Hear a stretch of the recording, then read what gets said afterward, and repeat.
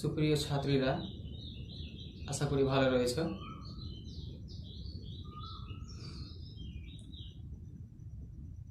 তোমাদের মঙ্গল কামনা করে শুরু করছি আজকের ক্লাস। এর আগের দিন পড়ানো হয়েছিল কাস্ট ভূমিরূপগুলি, বিশেষ করে কাস্ট ভূমিরূপগুলির দ্রবণজাত ভূমিরূপগুলি বিশেষ করে পড়ানো হয়েছিল, যেমন সিঙ্কহোল, ডোলাইন, সোয়ালহোল, তারপরে কাস্ট হ্রদ, এইগুলি সম্পর্কে আজকে তোমাদের বাকি অংশ পড়ানো হবে। দ্রবণজাত আরও যে সমস্ত ভূমিরূপগুলো রয়েছে, বিশেষ করে তোমরা এখানে দেখতে পাচ্ছ, এখান থেকে এই অংশটুকু হচ্ছে দ্রবণজাত ভূমিরূপ। তারপরে কিছু রয়েছে কাস্ট অঞ্চলে সঞ্চয়জাত ভূমিরূপ, আর কিছু ক্ষয়জাত ভূমিরূপ সম্পর্কে। আগে আসি যে বাকি অংশ রয়েছে দ্রবণজাত ভূমিরূপগুলি সেইগুলি সম্পর্কে। কার্স্ট জানালা। এই কাস্ট জানালা কি? কাস্ট জানালা আসলে ইংরেজিতে বলা হয় কাস্ট উইন্ডো, বা কাস্ট, বাংলাতে আরেকটা রয়েছে কাস্ট গবাক্ষ বলা হয়। এই কাস্ট গবাক্ষ বা কাস্ট জানালা কি? কাস্ট অঞ্চলে বিশেষ করে যখন একটি ভূমিরূপ অবস্থান করবে এমন একটি পর্যায়ে,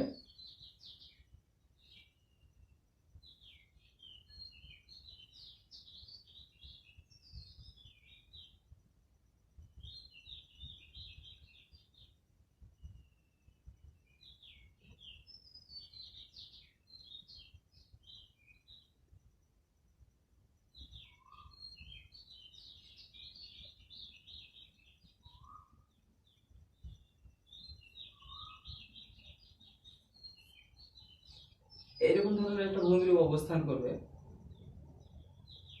ভূমিরূপ অবস্থান করলেই বিশেষ করে দুটো গুহা অবস্থান করবে, এরকম করে ভেতরের দিকে দুটো গুহা অবস্থান করলে একটি এই গুহার ভেতর দিয়ে নদী প্রবাহিত হবে, আর নদীটা ঠিক এইভাবে এটা দিয়ে বাইরের দিকে বেরিয়ে আসবে নিম্নাংশ দিয়ে। এটা একটি গুহা, এটা একটি গুহা। বিশেষ করে যখন নদীগুলি একটি গুহা থেকে অন্য গুহায় প্রবেশ করে, তখন কিন্তু এই উপর থেকে নদীগুলোকে দেখা যায়। আসলে এই কাস্ট জানালা হচ্ছে এক প্রকারের ধসজনিত সিঙ্কহোল। যখন এই গুহা, ধরো যে এই গুহার ভেতর দিয়ে নদীটা প্রবাহিত হচ্ছে, আর এই ভেতরের দিকে গুহা রয়েছে, গুহার ছাদটি কিন্তু ভাঙেনি বা ধসে যায়নি, কিন্তু কোনো কারণে এই গুহার উপরের ছাদটা ধীরে ধীরে, ভেতরের গুহা, ধরো এটা উপরে ভিতরে একটা গুহা রয়েছে, এটা একটি গুহা রয়েছে, এর ছাদটা ধসে গেছে বা ধসেনি, ভেতরের দিকে রয়েছে। তো কোনো কারণে এর মাথার, এই গর্তটার এই মাথার উপরের ছাদটা কিন্তু ধসে গেছে।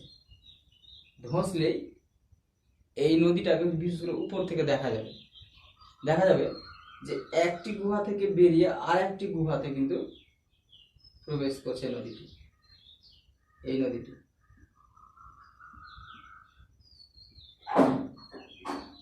তখন এই ধরনের বিশেষ করে মানে উইন্ডো বা জানালাগুলোকেই বলছে কাস্ট জানালা বা কাস্ট গবাক্ষ বা কাস্ট উইন্ডো। একটি গুহা থেকে নদী বেরিয়ে আরেকটি গুহাতে ঢুকে যাচ্ছে। এটা বিশেষ করে নদীর প্রবাহ পথকে উপর থেকে দেখা যাবে। উপরের অংশে গুহার ছাদ ধসে গেলেই দেখা যাবে যে একটা দিক থেকে নদীটা আসছে আর একটা দিকে গিয়ে ঢুকে যাচ্ছে, যাকে বিশেষ করে অধঃপ্রবিষ্ট নদীগুলো বলা হয়। মাটির ভেতর দিয়ে যে সমস্ত নদীগুলো চলে, উপরের ছাদ পাতলা হয়ে গেলে ধসে গিয়ে নদীর প্রবাহ পথটি দেখতে পাওয়া যাবে। যে অংশ দিয়ে দেখতে পাওয়া যাবে সেটাকে বলবে কাস্ট জানালা বা প্রাকৃতিক কাস্ট জানালা বা কাস্ট গবাক্ষ। এবার আসি প্রাকৃতিক সেতু বা স্বাভাবিক ব্রিজ কি। এখানে দেখতে পাচ্ছ এটি একটি গুহা, আর এটা একটা গুহা। ভেতরে বিশেষ করে ফাঁকা অংশ রয়েছে, যেমন নিচের দিকে এখানে দেখিয়েছি, দেখো ভেতরের দিকে এটা অংশ। এই গুহার ছাদ ধীরে ধীরে পাতলা হয়ে যাচ্ছে। দুটো গুহা ধীরে ধীরে পরস্পরের থেকে বড় হচ্ছে। বড় হলে কি হবে, মাঝ বরাবর অংশটি কিন্তু ধীরে ধীরে সংকীর্ণ হয়ে যাচ্ছে, দিয়ে ব্রিজের আকারে অবস্থান করছে। এটা কি বলছে, প্রাকৃতিক সেতু বা স্বাভাবিক ব্রিজ। যখন দুটো শৃঙ্খল, ধসজনিত শৃঙ্খল বা দুটো যখন জানলা ধীরে ধীরে প্রসারিত হয়ে মধ্যবর্তী অংশ কিন্তু সংকীর্ণ হয়ে সেতুর আকারে অবস্থান করবে, এইরকম সেতুগুলোকে বলছে স্বাভাবিক সেতু বা প্রাকৃতিক সেতু। এরপরে আসি ইউভালা। ইউভালা বা উভালা কি, উভালাও বলতে পারে, ইউভালাও বলতে পারে। এর আগের দিন আমরা পড়েছি ডোলাইন, বিশেষ করে শৃঙ্খল থেকে ডোলাইন বড় এবং ডোলাইন থেকে এই ইউভালা বড় বা উভালাগুলি বড়। বিশেষ করে ধরো এটা একটি ভূমিরূপ, বিশেষ করে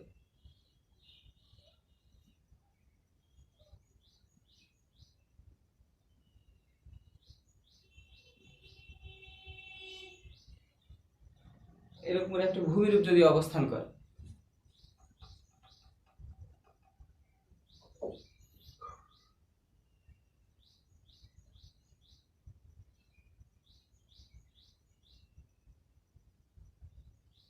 তাহলে এর উপরে একটা ভূমিরূপ রয়েছে, কাস্ট ভূমিরূপ। তা কাস্ট ভূমিরূপের ছোট ছোট গর্তগুলোকে বলা হয় শৃঙ্খল। ছোট ছোট অসংখ্য গর্তগুলোকে বলছে শৃঙ্খল। এগুলো কয়েক মিটার সাধারণত হয় এবং কতগুলি পরপর শৃঙ্খল যুক্ত হয়ে, কতগুলি শৃঙ্খল পরপর যুক্ত হয়ে বা ছোট্ট শৃঙ্খল ধীরে ধীরে বৃহৎ হতে পারে গলে গিয়ে, তার আয়তনগুলো যখন একটু বড় হয়ে যায়, এরকম ধরনের গর্তগুলোকে বলছে ইউভালা বা উভালা। বিশেষ করে কতগুলি শৃঙ্খল পরপর যুক্ত হয়ে অথবা শৃঙ্খলের আয়তন বৃদ্ধি পেয়ে যখন কার্স্ট অঞ্চলে দ্রবণজনিত গর্তগুলি বৃহৎ হয়ে যায়, এই ধরনের বড় আকৃতির গর্তগুলি কি বলছে ইউভালা বা উভালা। আবার বলছি ইউভালা বা উভালা কতগুলি শৃঙ্খল পরপর যুক্ত হতে পারে বা একটি শৃঙ্খল ধীরে ধীরে আয়তনে বৃদ্ধি পেয়েও ইউভালাই সৃষ্টি হতে পারে। বিশেষ করে বৃষ্টির জলের সঙ্গে বা নদীর জলের সঙ্গে গলে গিয়ে হতে পারে। বিশেষ করে বৃষ্টি জলের সঙ্গে চুনাপাথর গলে গিয়েই তার আয়তনটা বৃদ্ধি পেয়ে থাকে। তারপরে আসি পোলজি বা পলিয়ে। পলিয়েও বলতে পারে, পোলজেও বলতে পারে, পোলজিও বলতে পারে। ইউভালার থেকে একটু বড়, ইউভালার থেকে আর একটু বড়, এরকম ধরনের চারিদিকে খাড়া দেওয়াল বিশিষ্ট গর্ত। ইউভালাটা কিরকম হবে, বেসিন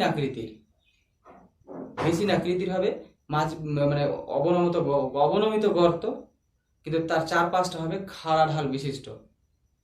এই ইউভালাগুলি একটু বড় হয়ে আরো বেশি দ্রবণ জনিত ক্ষয়ের ফলে আরো বেশি বৃহত্তর হয়ে আয়তনে বৃদ্ধি পেয়ে, সাধারণত ইউভালাগুলি কয়েক একর হয়ে থাকে।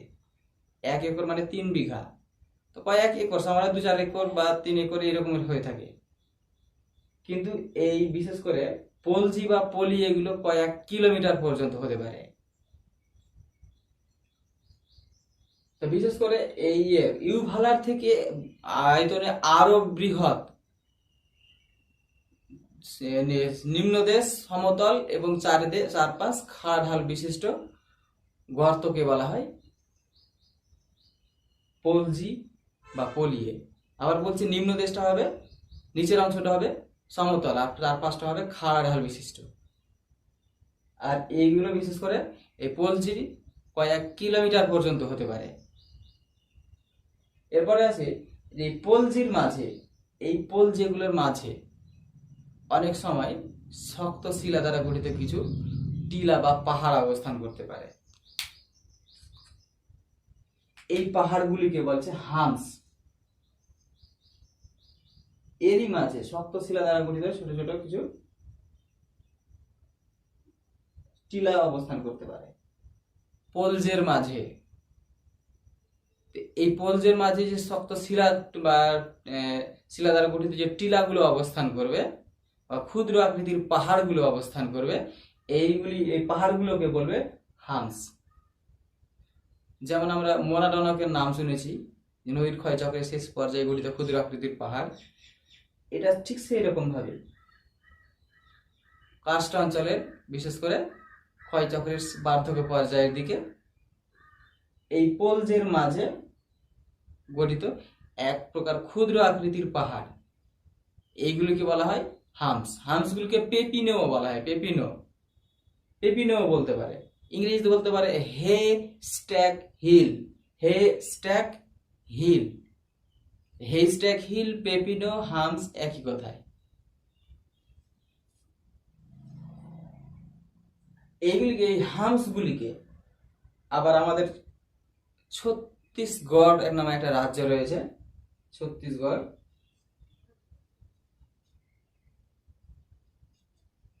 এই ছত্তিশগড় রাজ্যে বলা হয় রাবণভাটা।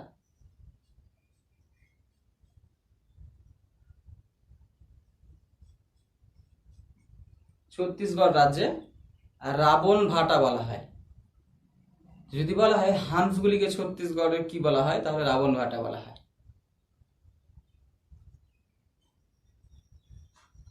এরপরে আসি শুষ্ক উপত্যকা বা ড্রাই ভ্যালি। শুষ্ক উপত্যকা কি?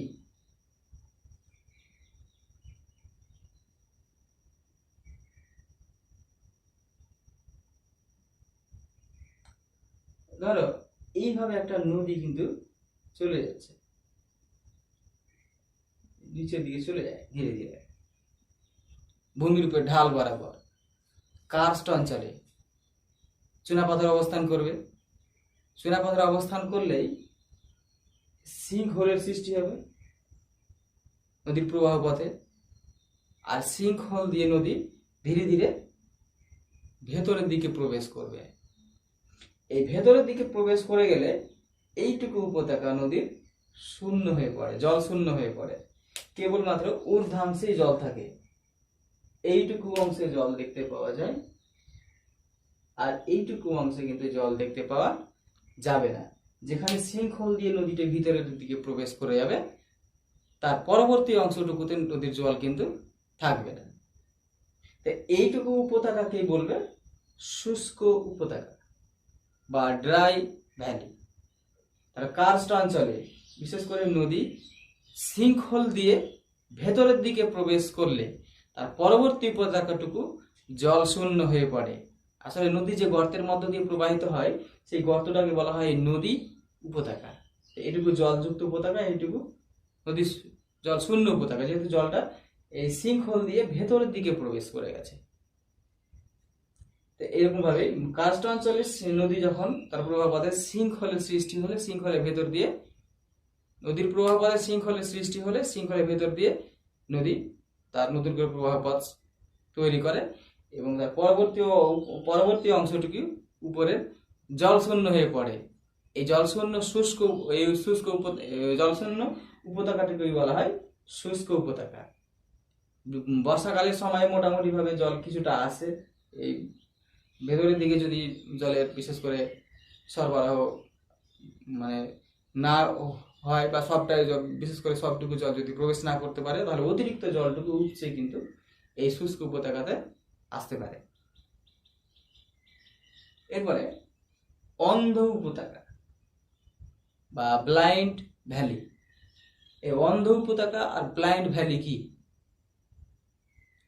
এখানে দেখো যে নদীটা বিশেষ করে চলে আসছে, আস্তে আস্তে এইখানে এসে তার প্রবাহ পথটাকে হারিয়ে ফেলছে।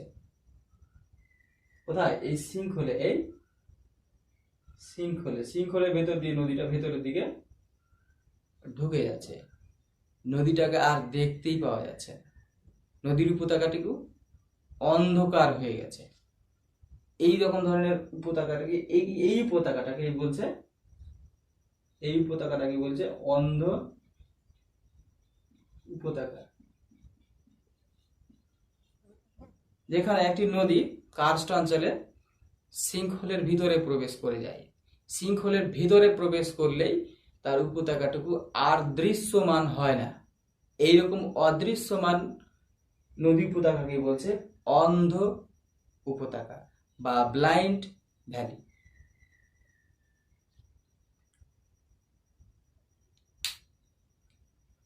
এরপরে আসি গুহা।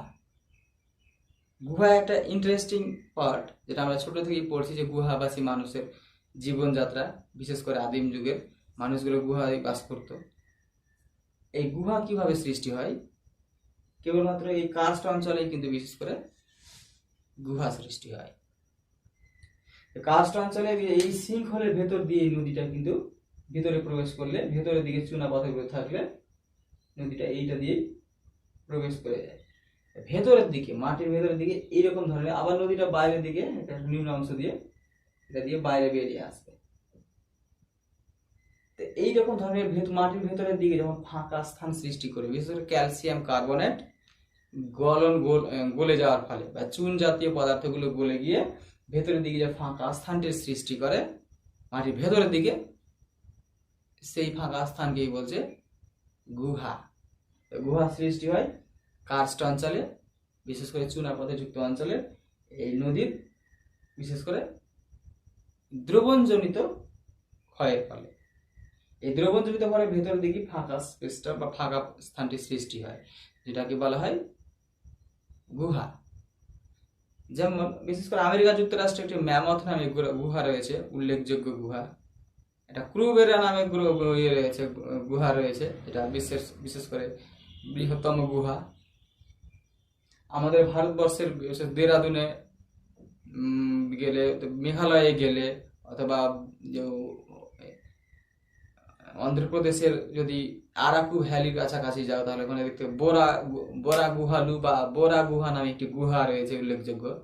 প্রকৃতির আর্ট গ্যালারির দেখলেই চমৎকার মনে হবে, যেন মানুষের হাত দিয়ে তৈরি করা রয়েছে, ঠিক সেই রকমই মনে হবে যে গুহাগুলো যে মানুষ ছাদ তৈরি করে রেখেছে, কিন্তু আসলে প্রাকৃতিক সেইগুলো মানে ভূমিরূপ।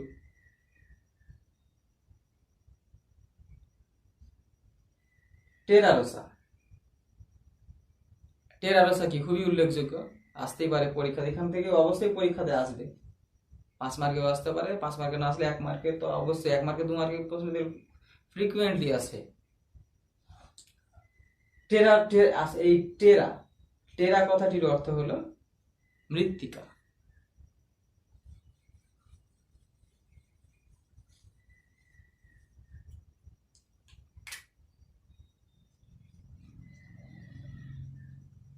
টেরা কথাটির অর্থ হলো মৃত্তিকা বা সয়েল, আর রোসা কথাটির অর্থ হলো লাল। রোজ থেকে রোসা কথাটি। টেরা রোসা মানে কি? লাল মৃত্তিকা। এই লাল মৃত্তিকা কিভাবে সৃষ্টি হয়?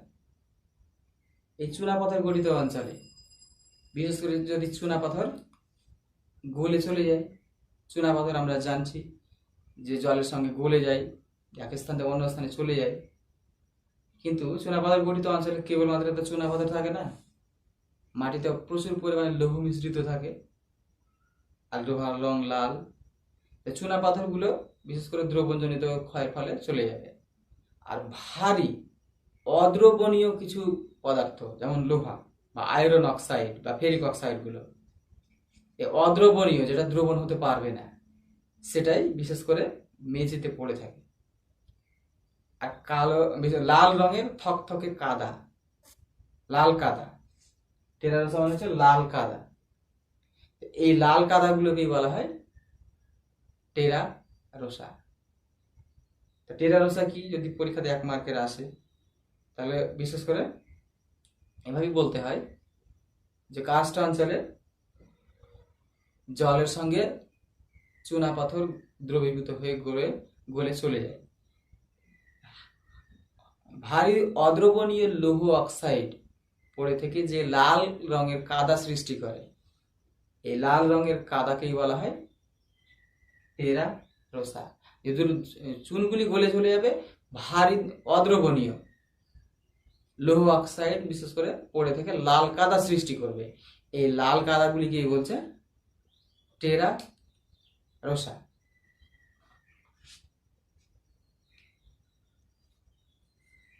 এবারে আসি কার্স্ট অঞ্চলের সঞ্চয়জাত ভূমিরূপ।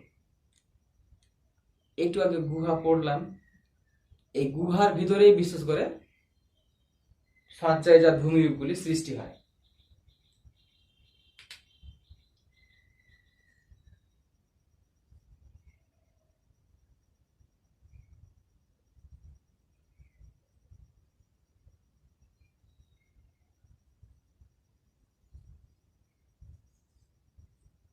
ধরো এইরকম একটি ভূমিরূপ রয়েছে, এটা ভূমিরূপের ঢাল, এটা ভূমিরূপের ঢাল, এটা হচ্ছে কাস্ট ভূমিরূপ, চুনাপাথর মিশ্রিত রয়েছে। তো কি হবে, কিছু শৃঙ্খল সৃষ্টি হবে, এইগুলোতে শৃঙ্খল সৃষ্টি হবে, এই শৃঙ্খলের ভেতর দিয়ে নদীটা কিন্তু প্রবেশ করে যাবে। যে পরবর্তীকালে যেটা শুষ্ক উপত্যকা বললাম, প্রবেশ করলেই এই উপত্যকাটুকু শুকিয়ে যাবে, এই উপত্যকাটুকু শুকিয়ে যাবে, শুষ্ক উপত্যকা বলবে। আর যেখানে নদীটা বিশেষ করে ভেতরের দিকে ঢুকে যাবে সেটাকে বলবে অন্ধ উপত্যকা বলবে, অন্ধ উপত্যকা বলবে এই অংশটাকে। এর ভেতর দিয়ে নদীটা ঢুকে যাবে, ঢুকলেই ধরো আমি ইনার পার্টটা দেখাচ্ছি বা ভেতরের অংশটা দিয়ে এইখানে একটি এরকম ধরনের ফাঁকা স্থান সৃষ্টি করবে, এইটা দিয়ে নদীটা ঢুকে যাবে, নদীর জলটা ধীরে ধীরে চুইয়ে বাইরের দিকে, এইটা দিয়ে নদীটা আবার এইখানে বাইরের দিকে বেরিয়ে আসবে। এই প্রবাহ পথটা যে ছিল এইটুকু শুকিয়ে অবস্থা শুষ্ক অবস্থায় থাকবে, এই নদীটা আবার এখান থেকে শুরু হবে, আবার এখান থেকে বাইরে দিয়ে প্রবাহিত হবে। এইটুকু অংশে কিন্তু নদীর প্রবাহ পথটাকে দেখতেই পাওয়া যাবে না, কেন নদীটা ভেতর দিয়ে চলছে, আর চুনা পাথরগুলো গলাচ্ছে আর এটা দিয়ে বাইরের দিকে বের করে নিয়ে চলে যাচ্ছে। বিশেষ করে টেরা রোসাগুলি এই তলার দিকেই পড়ে থাকে, লাল কাদা হয়ে নিচের দিকে, এরকম লাল কাদা হয়ে নিচের দিকে পড়ে থাকে, এগুলোকে বলছে টেরা রোসা। এখানে টেরা রোসা আলোচনা বিষয় নয়, এটা হচ্ছে কার্স্ট অঞ্চলের সঞ্চয়জাত ভূমিরূপ। তাহলে এটা গুহা, এই গুহার ভিতরেই কিন্তু সঞ্চয়জাত ভূমিরূপগুলি সৃষ্টি হয়।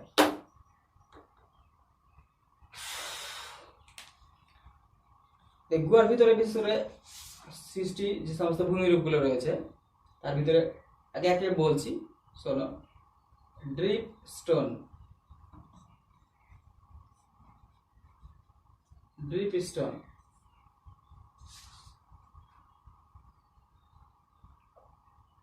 ড্রিপ স্টোন মানে বিশেষ করে গুহার ছাদ থেকে জল চুইয়ে যতগুলি ভূমিরূপ সৃষ্টি হয় ভেতরের দিকে, সেই ভিতরের দিকের ভূমিরূপগুলোকেই বলছে ড্রিপ স্টোন। আমরা ছোট ক্লাসগুলোতে পড়েছি যে বিশেষ করে গুহার ভিতরে স্ট্যালাকটাইট, স্ট্যালাগমাইট, হেলিকটাইট, হেলিকমাইট, পিলার, এইগুলি সম্পর্কে পড়েছি। এই ভূমিরূপগুলোকেই বলছে একসঙ্গে ড্রিপ স্টোন। ড্রিপ স্টোনগুলো কিরকম কি, এইগুলো হয়তো পরীক্ষাতে আসবে, খুবই ইম্পর্টেন্ট। উপর গুহার ছাদ থেকে যখন ঝুলে থাকবে ভূমিরূপগুলো, যখন ঝুলে অবস্থান করবে এরকম ধরনের ভূমিরূপগুলো, জল যখন উপর থেকে চুইবে তখন কিন্তু আয়রন অক্সাইডগুলো জলের সঙ্গে লেগে থাকে।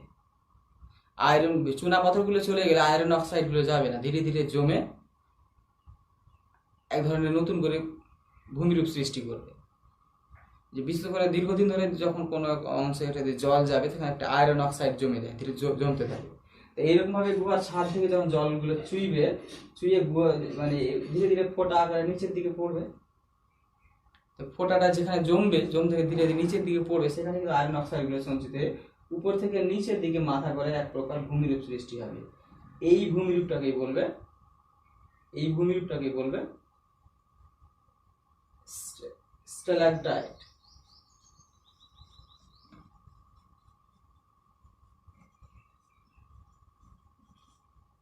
স্ট্যালাকটাইট বিশেষ করে স্ট্যালাকটাইট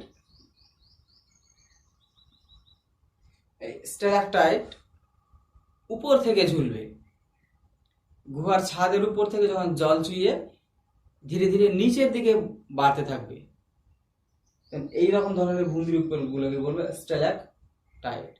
তাহলে গুহার ছাদ থেকে জল চুইয়ে পড়ে উপর থেকে নিচের দিকে ঝুলতে থাকা দণ্ডগুলোকে, উপর থেকে নিচের দিকে ঝুলতে থাকা এই দণ্ডগুলোকে বলবে স্ট্যালাকটাইট। যেখান থেকে জলটা উপর থেকে নিচে পড়ছে, উপরের দিকে সঞ্চিত হবে। যেখানে জলটা নিচে পড়ছে সেখানে সঞ্চিত হবে না, সেখানে হবে একটি ভূমিরূপ। এরকম ধরনের উপরের দিকে উঠবে মাথা উঁচু করে, এখান থেকে জলটা চুইয়ে এখানে পড়বে, এর শেষাংশ থেকে এর শুরুর অংশ পড়বে, উপরের দিকে অংশ পড়বে। এই নিচের দিক থেকে উপরের দিকে বাড়তে থাকা এই রকম ধরনের ভূমিরূপগুলোকে বলবে স্ট্যালাগমাইট।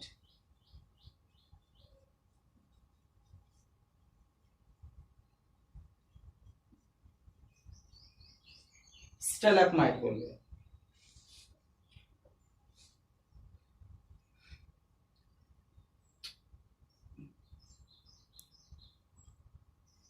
স্ট্যালাগমাইট বিশেষ করে এই নিচের দিক থেকে উপরের দিকে ক্রমবর্ধমান সঞ্চিত দণ্ডকেই বলছে স্ট্যালাগমাইট। এইগুলো বিশেষ করে আয়রন অক্সাইড সঞ্চিত হয়ে সৃষ্টি হয়। অনেক সময় কি হয়, এই দুটো দণ্ড বাড়তে বাড়তে এক সময় কি হয়, জোড়া লেগে যায়। জোড়া লেগে গেলে এটাকে বলবে বিশেষ করে পিলার। স্ট্যালাকটাইট আর স্ট্যালাগমাইট বাড়তে বাড়তে একে অপরের সঙ্গে মিশে যাবে, সেটাকে বলবে পিলার বা স্তম্ভ। বাংলাতে বলবে, এটাকে ইংরেজিতে বলবে পিলার, আর বাংলাতে বলবে স্তম্ভ বা থামও বলা হয়। থাম, পিলার, স্তম্ভ এইগুলো।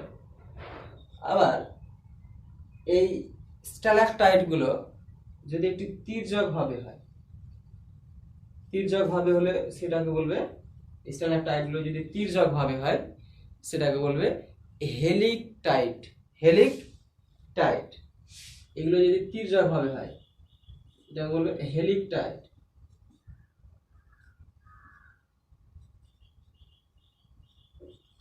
হেলিকটাইট।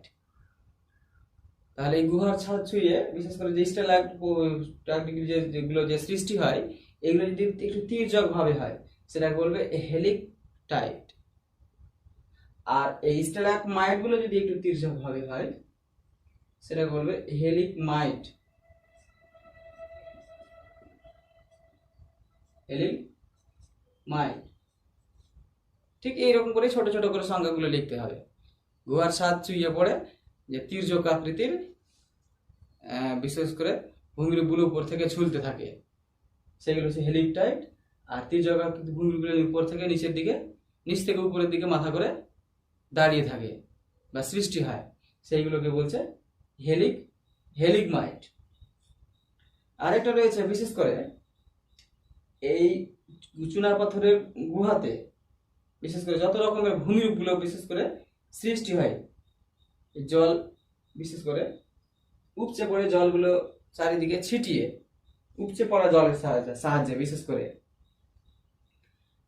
এই সব ধরনের ভূমিরূপগুলোকে একসঙ্গে নিয়ে সেখানে টেরারসাই থাকুক আর যাই থাকুক, নিচের দিকে টেরারসাই থাকুক আর যাই থাকুক, সব ভূমিরূপগুলোকে একসঙ্গে নিয়ে বলা হয় সেটাকে স্পিলিওথিম, স্পিলিওথিম, স্পিলিওথিম বলা হয়।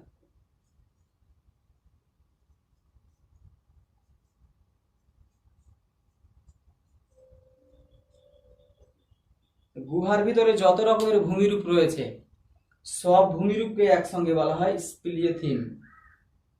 এই গুহার ছাদ চুইয়ে পড়ে যে সমস্ত ভূমিরূপগুলো সৃষ্টি হয় সেইগুলোকে বলছে ড্রিপ স্টোন, স্ট্যালাকটাইট, স্ট্যালাগমাইট, হেলিকটাইট, হেলিগমাইট, থাম। আর এই থাম বা পিলার এটুকু নিয়ে হচ্ছে ড্রিপ স্টোন। আরো যে সমস্ত ছোটখাটো ভূমিরূপ যতগুলো রয়েছে সবগুলোকে একসঙ্গে নিয়ে বলা হচ্ছে স্পিলিওথিম। পরীক্ষাতে আসতেই পারে। এখানে স্ট্যালাকটাইট, স্ট্যালাগমাইট এই প্রশ্নগুলো খুবই গুরুত্বপূর্ণ। পিলার খুবই গুরুত্বপূর্ণ প্রশ্ন, পরীক্ষাতে আসে জেনারেলি। তো এইগুলো প্রত্যেকটাই ভূমিরূপ হচ্ছে গুহার, বিশেষ করে কার্স্ট অঞ্চলের সঞ্চয়জাত ভূমিরূপ। সঞ্চয়জাত ভূমিরূপগুলি কিন্তু 5 মার্কের একটা প্রশ্ন আসতেই পারে।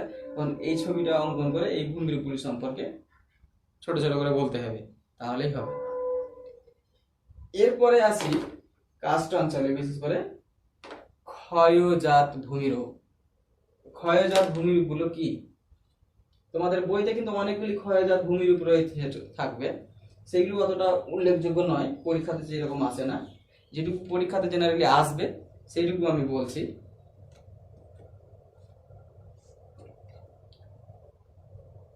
একটা এইরকম ধরনের ভূমিরূপ প্রথমে ছিল।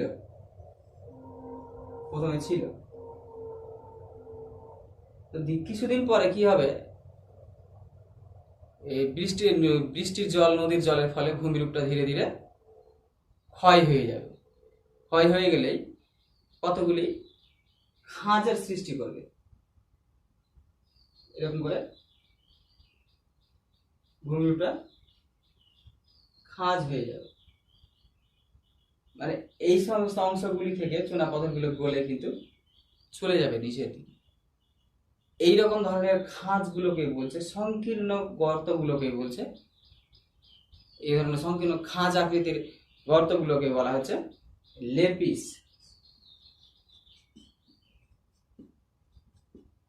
বা কারেন।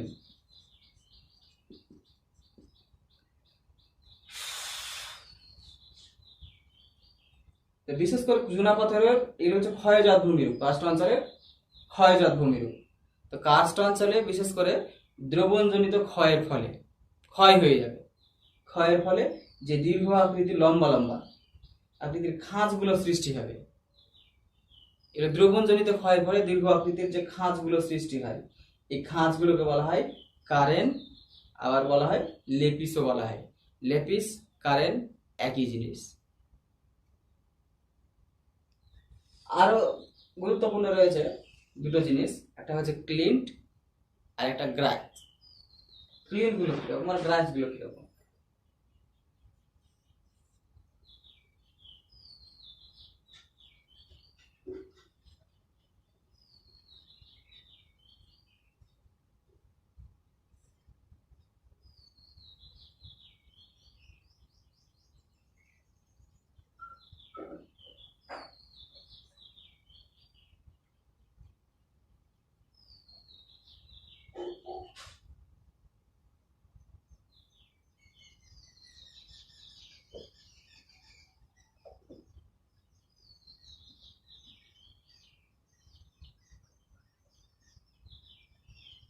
ঠিক এইরকম ধরনের ভূমিরূপ গুলো থাকবে।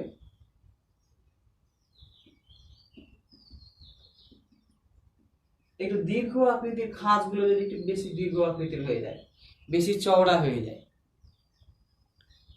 এই কারেন্ট গুলো বা লেপিস গুলো যখন একটু বেশি ক্ষয়ের ফলে আরো বেশি চওড়া হয়ে যায়, একটু বেশি বড় হয়ে যায়, এইরকম ধরনের খাঁজগুলোকেই বলবে গ্রাইট।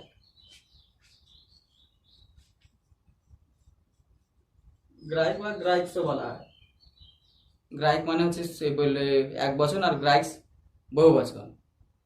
বিশেষ করে এই কারেন্টগুলি আরো বেশি ক্ষয় জলের ফলে বা দ্রবণজনিত গতের ক্ষয়ের ফলে বিশেষ করে আরো বেশি প্রসারিত হয়ে চওড়া হয়ে যায়। তো এই বিশেষ করে চওড়া এই ধরনের খাঁজগুলোকে বলছে গ্রাইক্স। আর এই খাঁজগুলোর মাঝে যদি এরকম ধরনের চওড়া করে পাঁচিল থাকে বা দেওয়াল, এই খাঁজগুলোর দুই পাশে, খাঁজগুলোর এটা একটা ঢাল, এটা একটা ঢাল, এটা একটা ঢাল, এটা একটা ঢাল, এই দুই ঢালে পাঁচিল বিশেষ করে বা দেওয়াল, তাদের মাথাগুলো প্রায় একটু চ্যাপ্টা হবে। এইরকম ধরনের এই পাঁচিলগুলোকেই বলবে ক্লিন্ট।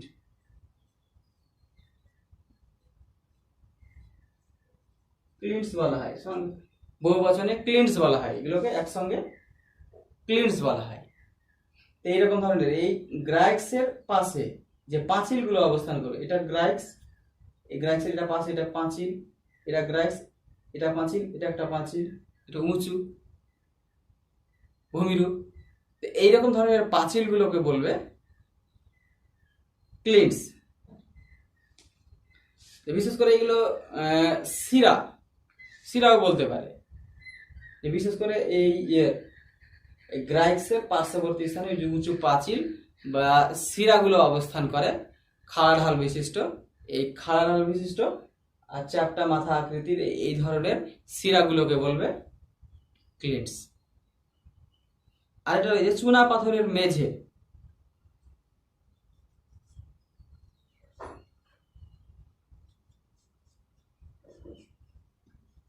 পাথরের মেঝে, চুনাপাথরের মেঝে কি, চুনাপাথর গঠিত অঞ্চলে ভূমিরূপটা কিন্তু এবড়ো খেবড়ো হয়। আমরা আগে পড়েছি কাস্ট অঞ্চলে, কাস্ট কথাটির অর্থ হলো উন্মুক্ত প্রস্তর ক্ষেত্র বা ভূমি। চুনাপাথরের বিশেষ করে অবস্থান করলে বৃষ্টি নদীর জলের ফলে ভূমিরূপটা এবড়ো খেবড়ো হয়ে যায়। এই এবড়ো খেবড়ো আকৃতির মেঝেটাকে বলা হয় চুনাপাথরের মেঝে। এই চুনাপাথরের মেঝে সেরকম পরীক্ষাতে আসে না জেনারেলি। আর একটা উল্লেখযোগ্য ভূমিরূপ যেটা বিশেষ করে এই দ্রবণজাত ভূমিরূপের মধ্যে পড়ে, যেটা হামসের মোটামুটি মতো দেখতে, যেটা বললাম পোলজের মধ্যে অবস্থিত, পোলজের মধ্যে অবস্থিত ক্ষুদ্র আকৃতির পাহাড়গুলোকে বলছে হামস। এইগুলো অনেক সময় কি হয়, পোলজের মাঝে একটু উঁচু টাওয়ারের মতো হয়ে অবস্থান করে, পাশাপাশি সারিবদ্ধভাবে, কতগুলি পাশাপাশি সারিবদ্ধভাবে যদি অবস্থান করে, তাহলে সেইগুলোকে বলবে কাস্ট টাওয়ার। কাস্ট টাওয়ার বলবে।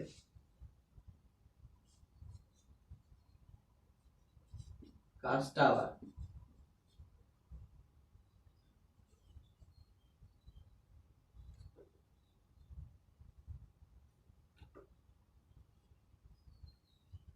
কাস্ট টাওয়ার বলবে।